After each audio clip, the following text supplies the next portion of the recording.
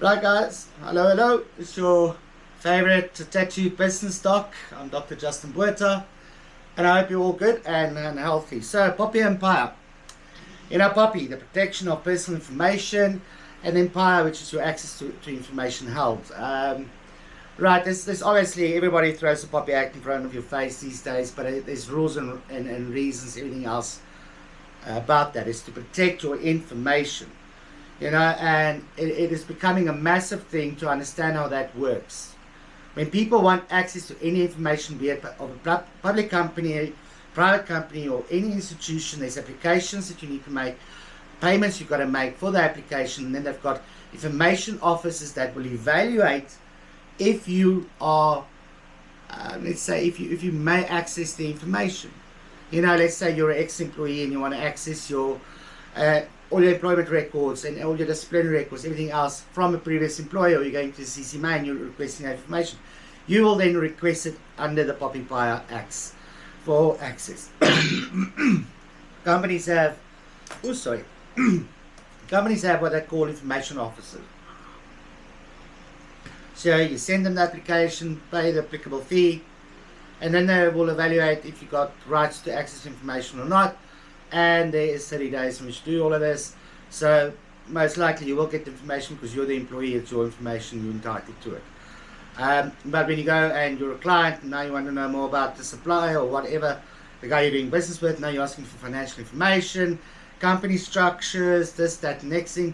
Again, this starts back to being a stakeholder where there's shareholders, debtors, creditors, or shareholders, clients, suppliers, employees, all those kind of guys are all stakeholders, and they all have a right to know what's going on in your business in terms of integrated reporting, those kind of things. So if they want to know more, and let's say the shareholders want to know what was the information presented to auditors at the time that they audited the financial statements, or even your integrated reporting, like we have discussed. I was discussing last night with the geological department at Turkey's, where there is a new PhD student.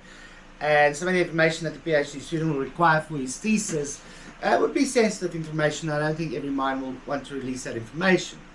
But you're kind of a bit tied up because as a publicly listed company, you have an integrated report. And if you say your carbon footprint conforms to the KPIs, well, I can ask on what information that is based, and I can ask the auditors or yourselves.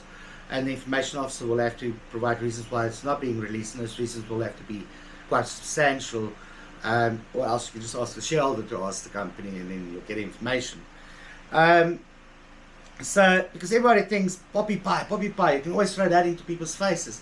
Guys, you can't always throw it into people's faces. They're not going to always listen to you. So I would really kind of just tell you guys to understand what information is held where, and all those kind of things, and work around that to understand it. And I like the POPIA Act and I like the POPIA Acts because it protects the information, but everybody has information. CPIC has got information, SARS has got information, and the POPIA and POPIA Act doesn't work that well with SARS or even CPIC. You have to disclose. You've got to do your beneficial ownership declarations. You've got to do your financial stability reporting, all those kind of things. So, there's a lot of information out there which is not really protected or under the POPIA Act. And that there's still people phoning every day selling you insurance or dishcloths or pans and pots and all those kind of things because they buy information which was previously available before the POPIA and POPIA Act came into existence. So, yes, it does protect information, but there's processes and everything else people have to follow. And you can't just always scream POPIA and POPIA. It's not a blanket thing, guys. There's no tick box exercise here.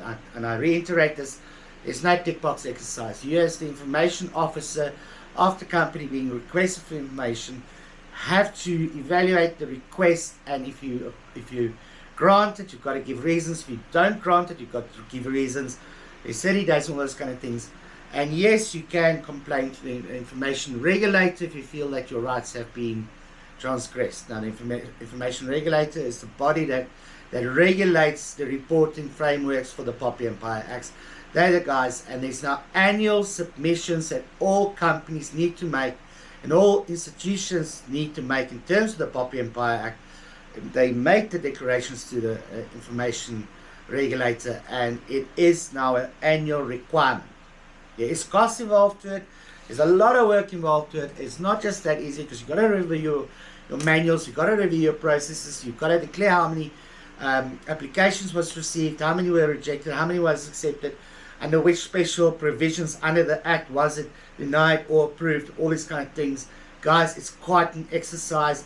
And that's why most big companies you'll find will have an information officer and even a deputy information officer and maybe 3 or 4 staff members, because depending on the size of the company, most limited companies get a lot of requests, especially from students or all sorts of different people, ex-staff members, insurance companies, if you do tenders and all those kind of things.